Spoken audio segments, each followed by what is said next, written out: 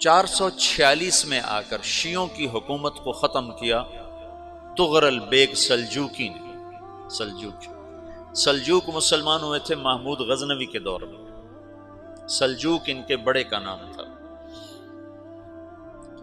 تو ایک دفعہ محمود غزنوی نے سلجوک سے پوچھا اگر مجھے تیری مدد کی ضرورت ہو تو کتنے آدمی پیش کر سکتے ہو؟ تو اس نے ایک تیر دیا، کہا یہ ایک تیر ہے میرا، کسی کو یہ تیر بھیج کر میرے علاقے میں بھیج دو تو چند گھنٹوں میں 1,00,000 تلواریں تیرا پہرا دینے کے لیے تیار ہوں، میرے پاس اتنی طاقت ہے۔ تو یہ سلجوک کی نسل میں تھا تغرل بیگ۔ اللہ تعالیٰ نے جب عرب زوال کا شکار ہو گئے اور ضعف کا شکار ہو گئے، جیسے بڑھاپے کا کوئی علاج نہیں، جب قوموں پہ زوال آتا ہے تو اس کا بھی کوئی علاج نہیں، پھر اور قوم کو جگہ ملتی ہے۔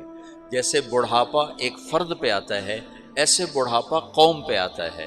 قوم کا بڑھاپا جوانی میں نہیں لوٹ سکتا، جیسے فرد کا بڑھاپا جوانی کی طرف نہیں لوٹ سکتا، قوم کا بڑھاپا جوانی کی طرف نہیں لوٹ سکتا، کوئی علاج نہیں، نئی نسل کا آنا ہی علاج ہے۔ تو عرب دھل چکے تھے، 600 سال بہت ہوتے ہیں حکومت کو، اپنی صفات گم کر چکے تھے، اب نئے خون کی ضرورت تھی۔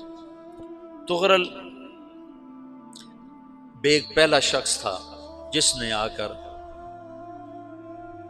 اہل السنت والجماعت کو استحکام بخشا، شیعوں کی حکومت کو ختم کیا، بغداد سے، شام سے، ان سارے علاقوں سے۔ صلاح الدین ایوبی نے اسماعیلی شیعہ کی حکومت کو ختم کیا، مصر میں۔ العاضد ان کا آخری خلیفہ تھا۔ صلاح الدین ایوبی نور الدین زنگی رحمۃ اللہ علیہ کا پروردہ تھا، اس کا دوست تھا، اس کے دوست بھی تھا، بچہ بھی تھا اس کے سامنے، زیادہ لکھنے پڑھنے کا شوق تھا۔ پھر اللہ تعالیٰ نے اس سے کام لیا اور اس کو مصر کا گورنر بنا کے بھیجا، مصر کی مدد کے لیے بھیجا۔ تو وہاں اس نے صلاح الدین ایوبی نے وہاں ختم کیا، تغرل بیگ نے یہاں ختم کیا۔ تو پھر سلجوک جو تھے نا یہ اقتدار میں آئے، ادھر ختم ہو گئی سلطنت بنو عباس کی، مصر ایک چھوٹی سی ترکوں کی سلطنت۔ تو اللہ تعالیٰ پھر مرکزیت کے لیے ایک نظام چلایا، دو لشکر آپس میں لڑ رہے ہیں ایک میدان میں، ایک جنگلی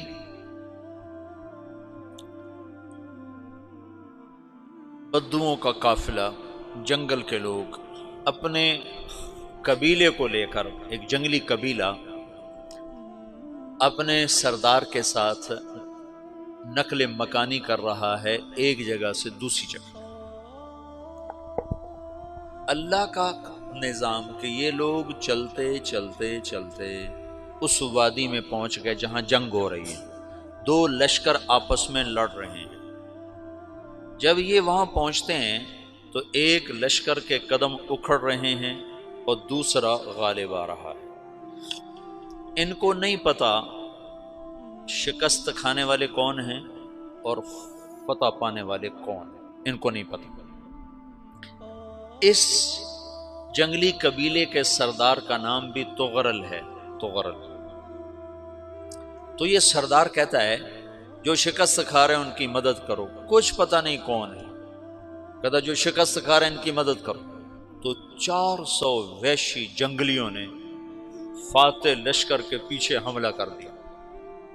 وہ تو ایک کافی ہوتا تھا، 400 دوڑ جب تلواریں پڑیں تو چند لمحوں میں نقشہ بدل گیا، بھاگنے والے جم گئے اور جمنے والے بھاگ پڑے۔ جب جنگ ختم ہوئی تو شکست خوردہ لشکر کے بادشاہ نے ان کو بلایا، اسے پوچھتا ہے مجھے جانتے ہو میں کون ہوں؟ کہا نہیں۔ کہا تو تم نے میری مدد کیوں کی؟ کہا انسانی ہمدردی کی وجہ سے، تمہیں شکست ہو رہی تھی اس لیے تمہاری مدد کی۔ پھر اس نے اپنا تعارف کرایا، میں ہوں سلیمان سلجوکی، ترکی کا بادشاہ۔ مسلمانوں کا لشکر تھا اور تاتاریوں سے شکست کھا رہا تھا، تاتاری فتح پا رہے تھے، مسلمان شکست کھا رہے تھے۔ تو وہ اللہ کی غیبی مدد بن کر آئے، تو وہ اس سے کہتا ہے میرے ساتھ رہنا پسند کرو گے؟ تم نے میرے اوپر احسان کیا ہے، میں اس کا بدلہ دینا چاہتا ہوں، میرے ساتھ رہنا پسند کرو گے؟ کہنے کا کر لوں گا۔ تو اس کو لے کر ترکی آیا، اور استنبول اس وقت روم کی حکومت میں تھا، اسے فتح کیا اس تغرل کے آگے چوتھے پانچویں پڑپوتے محمد فاتح نے۔ تو یہ استنبول ہے، یہ ترکی ہے، بیچ میں ایک چھوٹا سمندر ہے، یہاں ایک جاگیر ہے۔ تو سلطان سلیمان کہتا ہے یہ جاگیر تجھے وقف ہے، ادھر سے رومی مجھے تنگ کرتے ہیں حملے کر کر کے، تو میرا دفاع کرتے رہنا، یہ جاگیر تیری۔ اس جاگیر پہ اس نے اپنے قافلے کو آباد کر دیا، اپنے قبیلے کو، اور ایک چھوٹی سی حکومت بنا لی، جو ایک صوبہ سمجھو سلمان سلجوقی کا، وہ ایک چھوٹا سا صوبہ ہے۔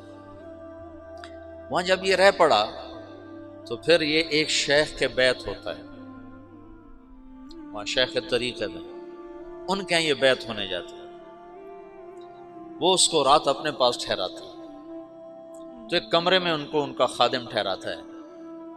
یہ جب کمرے میں جاتا ہے تو سامنے دیوار میں طاقچے پر قرآن پڑا ہوا ہے، تو یہ تغرل بیگ کہتا ہے یہ کیا ہے، یہ کیا ہے؟ تو وہ خادم کہتا ہے یہ کتاب اللہ ہے، قرآن ہے۔ اچھا، وہ اس کو وہاں چھوڑ کے باہر چلا جاتا ہے۔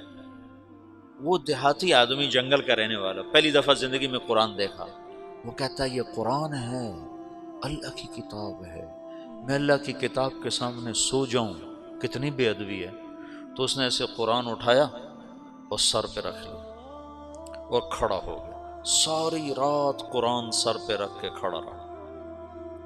رات کے پچھلے پہر اس کو خواب آیا،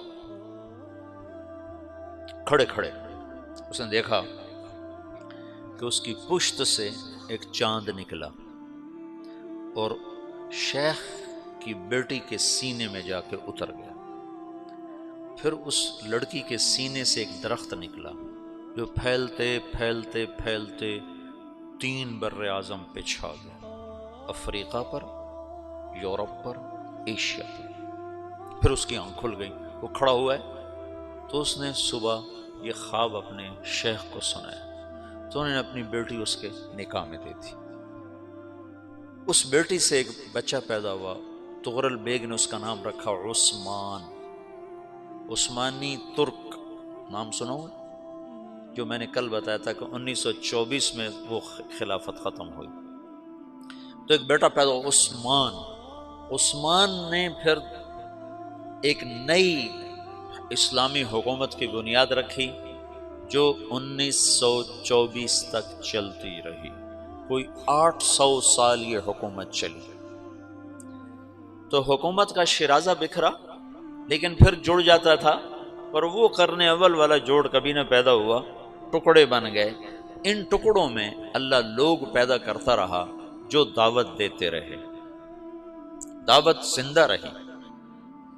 جو تربیت کا نظام تصوف کے ساتھ تھا اب وہ تبلیغ کے ساتھ۔